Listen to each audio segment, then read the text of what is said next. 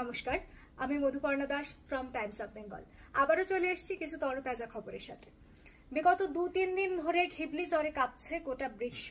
মার্কিন president Donald Trump থেকে ভারতের প্রধানমন্ত্রী নরেন্দ্র মোদী বা ফুটবলার লিওনেল মেসি হোক না কেন, সবাই তাদের ছবি ঘিবলি অ্যানিমেশনে পোস্ট করে দিয়েছেন। কিন্তু ঘিবলি আর্টটা আসলে কি, এর অর্থটা কি, আর কোথা থেকে এই শিল্প এত জনপ্রিয়তা পেল, চলুন এই নতুন ট্রেন্ডের একেবারে গোড়ার দিকে চলে যায়। ঘিবলি আদতে হলো একটি টেকনিশিয়ান স্টুডিওর নাম। এর জন্ম হয় 1985 সালে জাপানের টোকিওতে।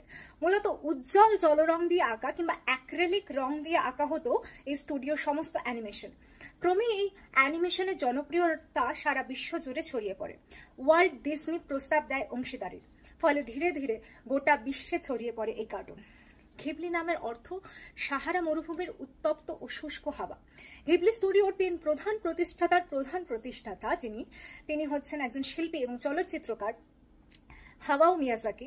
ঘিবলি নামটি বেছে নিয়েছিলেন ইতালির একটি বিমান। ঘিবলি গত 38 বছরের 22টি ছবি তৈরি করেছে। ঘিবলির ছবি অস্কার, গোল্ডেন গ্লোব পুরস্কারও পেয়েছে। সম্প্রতি ওপেন এআই চ্যাটজিপিটি ইউজাররা দেখতে পান তারা নিজেদের ছবি ঘিবলি অ্যানিমেশনে বদলে নিতে পারছেন। এরপর থেকে আস্তে আস্তে এর চাহিদা তুঙ্গে ওঠে। আজকের মতো এটুকুই। পরবর্তী খবর খুব শীঘ্রই নিয়ে আসবো আমি মধুপর্ণা। ততক্ষণ সুস্থ থাকুন, সতর্ক থাকুন আর চোখ রাখুন টাইমস অফ বেঙ্গলের পর্দায়।